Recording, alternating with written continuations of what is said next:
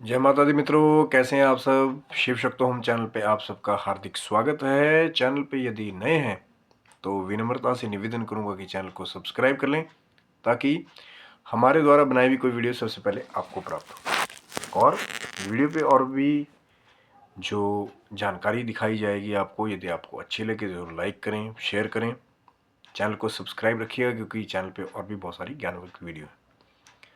मित्रों, बहुत सारे लोग आजकल के इस जीवन में कहीं ना कहीं एक बहुत पुरानी कहावत है कि राम नाम से मुक्ति है और लक्ष्मी से है सब काम। तो चाहे गृहस्थी हैं, बाल बच्चे वाले हैं, चाहे साधु संत सन्यासी हैं, सबको माँ लक्ष्मी की कृपा की आवश्यकता ज़रूर पड़ती है, क्योंकि लक्ष्मी से ही अनाज अन्न लाया जाएगा या बीज भी खरीद करके उसी माँ लक्ष्मी की कृपा से लाए जाएंगे। और अपनी क्षुधा को बुझाने के लिए, अपनी पेट की अग्नि को बुझाने के लिए साधु संत बड़े बड़े सन्यासियों को भी माँ लक्ष्मी की कृपा की आवश्यकता पड़ती है। मैं उनके बारे में बात नहीं कर रहा हूँ जो हिमालय में जो कई कई सालों से समाधिष्ट हैं, जिन्होंने वो सिद्धियाँ अर्जित कर ली हैं कि अब उन्होंने भूख प्यास पे विजय प्राप्त कर लिए। मैं उनके बारे में बात कर रहा हूँ जिनको अपनी क्षुधा, अपनी पेट की अग्नि बुझाने के लिए अन्न की आवश्यकता पड़ती है। तो प्रश्न वही है कि हर एक इंसान चाहता है कि हमारे घर में धन आए और सुख सुविधाएं बढ़ें, क्योंकि माँ की कृपा से ही गृहस्थी की सुख सुविधाएं बढ़ती हैं। तो आज वीडियो के अंदर मित्रों, जैसा कि कैप्शन में आपने देखा था, आज बात करने वाले हैं लक्ष्मी को और पैसे को आकर्षित करने वाले बीजों के बारे में। और ये बीज बहुत ही चमत्कारी हैं, बहुत ही कमाल के हैं। और यदि इनका वैदिक ढंग से और मंत्रों के द्वारा भी प्रयोग किया जाए तो माँ लक्ष्मी की कृपा पाने में, धन की जितनी भी कमी है उनको दूर करने में ये बहुत सहायक है और समर्थ है। तो और ऐसा भी नहीं है कि बहुत गुफाओं में या कहीं कंदराओं में जाके छुपे हुए हैं, आम दुकानों पर भी ये मिल जाते हैं। लेकिन इसका प्रयोग के बारे में जो वैदिक ज्ञान रखने वाले हैं वही उसका प्रयोग करते हैं, और शास्त्रों में भी इसके बारे में और कई कथाओं में इसकी महिमा का बहुत बड़ा वर्णन है अगर इसका प्रयोग किया जाए तो आज मैं आपको वो बीज दिखाने वाला हूँ जो धन को, माँ लक्ष्मी को आकर्षित करने वाले हैं। वो बीज हैं, आपको दर्शन करा देता हूँ। आपने शायद पहले भी कहीं देखा होगा। इनको बोलते हैं कमल गट्टे के बीज हैं ये, और श्री साधकों के लिए, श्री साधना में बहुत ही सहायक हैं। शायद पहले भी आपने आम दुकानों पे इनको कहीं देखा होगा या किसी अनुष्ठान में किसी रिश्तेदार के घर देखा होगा। लेकिन इन बीजों को देखने में तो बड़े आम से बीज लगते हैं कि ब्लैक जैसे, काले अंगूर जैसे छोटे छोटे लगते हैं, लेकिन ये जो कमल गट्टे के बीज हैं इनका बहुत बड़ा महत्व है यदि इनका ज्ञान के साथ, मंत्रों के साथ प्रयोग किया जाए। बहुत सारे साधक पूछते हैं कि हम लक्ष्मी माता के मंत्रों का यदि जप करें तो कौन सी माला का प्रयोग हमारे को करना चाहिए कि जिस पे जाप करें तो हमारा धन जल्दी आए। तो पहला प्रयोग तो ये है कि माँ लक्ष्मी के मंत्रों की साधना में या तो स्फटिक की माला का प्रयोग किया जाए। अब कई बार ऐसा होता है कि जो मार्केट में स्फटिक के नाम पे सिर्फ कांच बिक रहा है, तो फिर बहुत सारे लोग कहते हैं कि हम तो बहुत सारी मालाएं कर रहे हैं लेकिन हमारे को फ़ायदा हो नहीं रहा।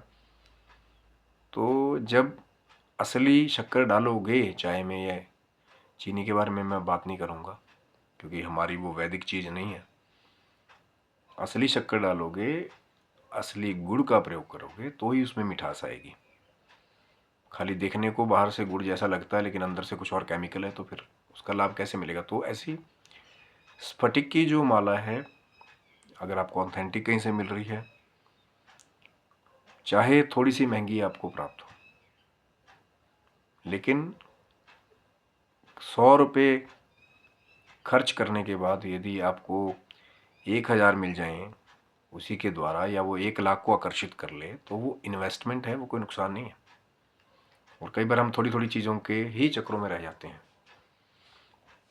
और दूसरी माला है जो माँ लक्ष्मी के मंत्रों के लिए, जिसका प्रयोग करना बहुत सारे जो श्री साधक हैं वो ये जानते हैं कि ये जो कमल गट्टे की यदि माला 108 दानों की अगर बनाई जाए और कहीं से भी वो खराब ना हो, दाने बिल्कुल साफ गोल हों, टूटे फूटे ना हों, और उस माला को जागृत करके देखिए, एक वही मैं बात कह रहा था कि चीज़ें कई बार आपको आम मिल जाएंगी, लेकिन जब उनको मंत्रोच्चार के द्वारा जागृत किया जाता है फिर उसका एक अलग फल होता है। तो जागृत कैसे करना है? जागृत करने के लिए कुछ खास दिन होते हैं, जैसे धनतेरस की रात्रि होती है, उस दिन माला को जागृत किया जाता है। कई और भी कई दिन बताते हैं, जैसे शिव जी की जो रुद्राक्ष की मालाएं हैं उनको जागृत करने के लिए, जैसे सोमवार का दिन कई बताते हैं। कई प्रदोष व्रत हो जिस दिन, त्रयोदशी, मासिक शिवरात्रि, महाशिवरात्रि, तो रुद्राक्ष की मालाओं को जागृत किया जाता है। लेकिन जो धनतेरस की रात है उसको ज़्यादा महत्व दिया जाता है कि मालाओं को जागृत करने के लिए उसका संस्कार किया जाता है मंत्रोच्चार के द्वारा, पंचगव्य से स्नान करा करके, फिर अलग अलग दूध, दही, शहद, शक्करा, मधु से स्नान करा करके, फिर माला को स्नान करा करके, फिर मंत्रों के द्वारा उसको जो है चिन्हित किया जाता है। उसके बाद में फिर उसको प्रयोग में लाया जाता है, तो उसको कहते हैं जागृत माला। तो मंत्रों के द्वारा जब माला को जागृत कर लिया जाता है, जब आप उसके ऊपर फिर जाप करते हैं एक नियत जो मंत्र आपको प्राप्त हुआ है, चाहे गुरु कृपा से, चाहे माँ की कृपा से। अब जैसे हम बात कर लेते हैं कि माँ लक्ष्मी के मंत्रों के बारे में बात करते हैं, तो बीज जैसे जो नवान मंत्र में भी आया हुआ है, पहले बहुत बार बात कर चुके हैं, ओम ऐंग ह्रीं क्लीं चामुंडे। तो जो ह्रीं है वो बीज है महालक्ष्मी का। श्रीं भी अष्टलक्ष्मियों को और महालक्ष्मी की कृपा को पाने के लिए उसका प्रयोग करते हैं। तो कई ओम ऐंग ह्रीं क्लीं चामुंडे विच जब करते हैं तो महालक्ष्मी का बीज उसी में आ जाता है। तो कई ओम ह्रीं या ओम श्रीं इन मंत्रों का जाप करते हैं। ओम श्री महालक्ष्मी नमः मंत्र का भी जाप कर सकते हैं। तो जो नियत मंत्र किसी गुरु के द्वारा यदि आपको प्राप्त हो जाए, क्योंकि उसने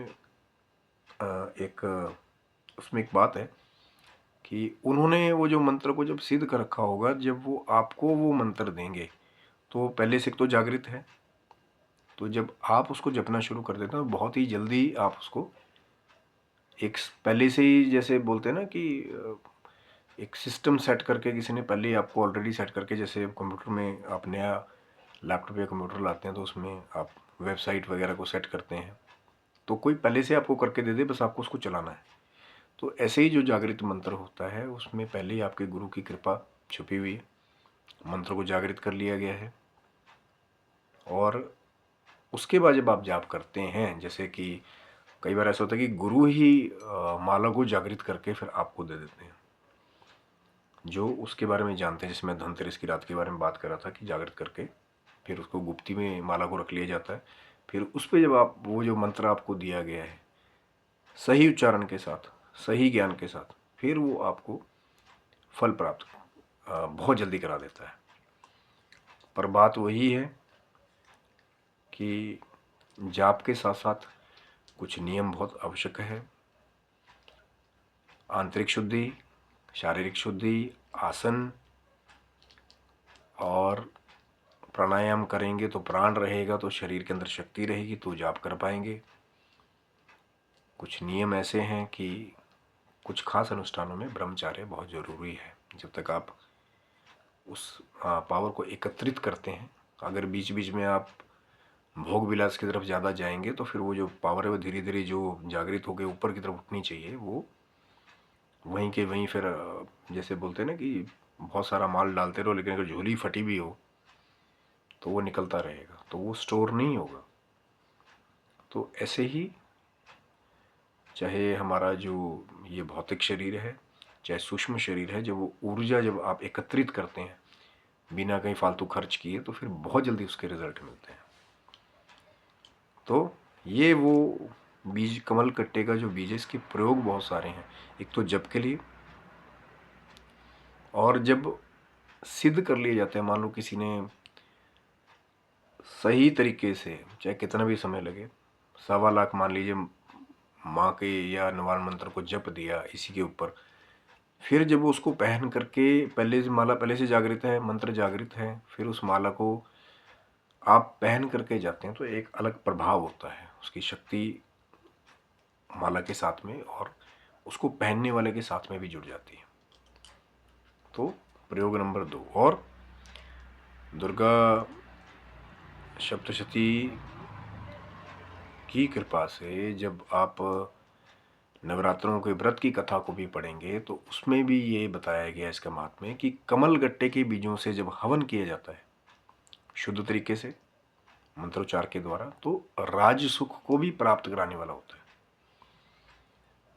है। राज सुख यानी कि राजसिक वैभव, जैसे राजा का जैसा होता है वैसे उसको राजसिक सुख भी प्राप्त करा देता है। ये कमल गट्टे के बीजों के द्वारा जब हवन किया जाता है, तो इसीलिए इनको बोलते हैं कि पैसे आकर्षित करने वाले बीज भी हैं, लेकिन शुद्ध भाव से।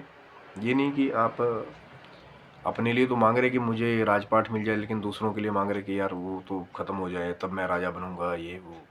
सिर्फ अपनी तरक्की के बारे में आप लोग काम करिए, दूसरा क्या कर रहा है क्या नहीं उसके बारे में आपको चिंता नहीं होनी चाहिए।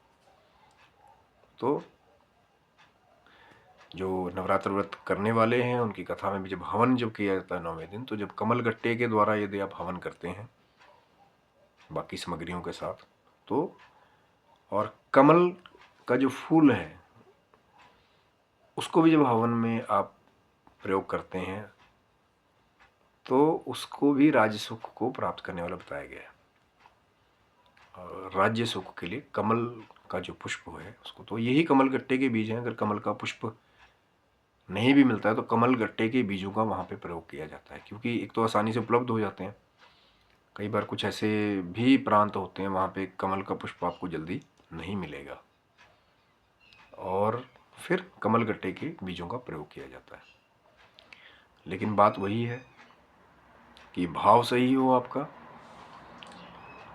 यंत्र मंत्र और तंत्र जब तीनों एक जगह मिल जाते हैं तो फिर बहुत जल्दी रिजल्ट पैदा करते हैं। मैं बहुत बार पहले भी बात करता हूँ कि तंत्र गलत नहीं है, तंत्र का उद्देश्य, जिस उद्देश्य के लिए प्रयोग किया जा रहा है वो गलत या सही होता है।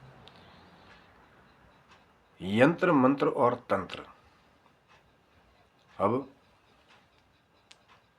यंत्र तो कुछ भी हो सकता है, कोई लोहे की चीज़ भी हो सकती है, कोई मटेरियल, जैसे अब ये यंत्र की तरह भी काम कर सकता है, माला जो है,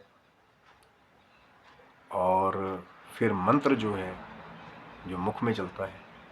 यंत्र मंत्र और तंत्र जब तीनों का कॉम्बिनेशन बन गया तो फिर एक तरह से एक तंत्र बन गया वो चीज़। तो यंत्र मंत्र और तंत्र जब तीनों मन क्रम वचन जब एक जगह आ जाते हैं, मन क्रिया और जो मंत्र है वचन के द्वारा जब एक जगह आ जाते हैं, एक साथ हो जाते हैं, कंसंट्रेशन में आ जाते हैं, तो फिर वो बहुत जल्दी चमत्कार करते हैं। और बहुत सारे साधक ये कहते हैं कि हमने तो ऐसे भी साधना कर ली, हमें प्राप्त नहीं हुआ। तो मैं वही तो चीज़ कह रहा हूँ कि छोटी छोटी बातें हैं कि माला का जागृत होना, मंत्र का सही उच्चारण के साथ प्रयोग करना, भाव का शुद्ध होना, समर्पण होना जाप के लिए। अब ये नहीं कि आज एक दिन बैठ के 50 माला कर दी, अब 2 साल तक बैठे ही नहीं। इसीलिए तो लोग करते हैं ना, कई लोग 9 दिन ही रख लेते हैं नवरात्रि में कि नवान मंत्र को सिद्ध कर देंगे। और ऐसे भी लोग हैं,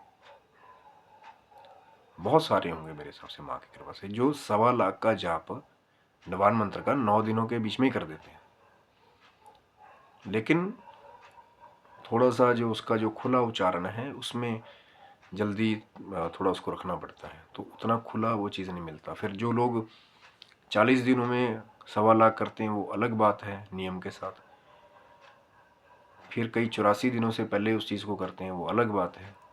कई रेगुलर ही इसको करते हैं पूरे अपने लाइफ टाइम तक, वो तो बहुत ही बड़ी चीज़ होगी कि रोज़ जैसे किसी ने नियम बना लिया कि 20 मालाएं करनी करनी है, और पर नियम भंग ना हो तो वो जो इमारत है वो बहुत स्ट्रांग रहेगी।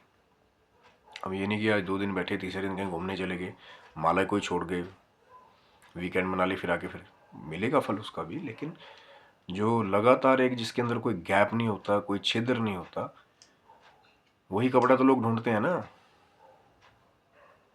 कि अब पैंट लेने के लिए गए मार्केट में, उसमें एक जगह छेद लगा हुआ है, तो वो पैंट लेंगे आप? नहीं लेंगे आप। तो सर्वश्रेष्ठ उसी जाप को माना जाता है जिसमें गैप ना हो। हाँ ठीक है, अगर टाइम नहीं है 20 माला जो का, रोज का नियम है कि 1 माला करनी है। बहुत सारे साधक भी कई सिद्ध ये बताते हैं कि जब 1.25 लाख आप जैसे मान लीजिए 9 दिन में कर लिया, 40 दिन में कर लिया, फिर उसके बाद सिर्फ 1 माला ही अनिवार्य होती है कि 1 माला तो करनी है, कि वो लड़ ना टूटे।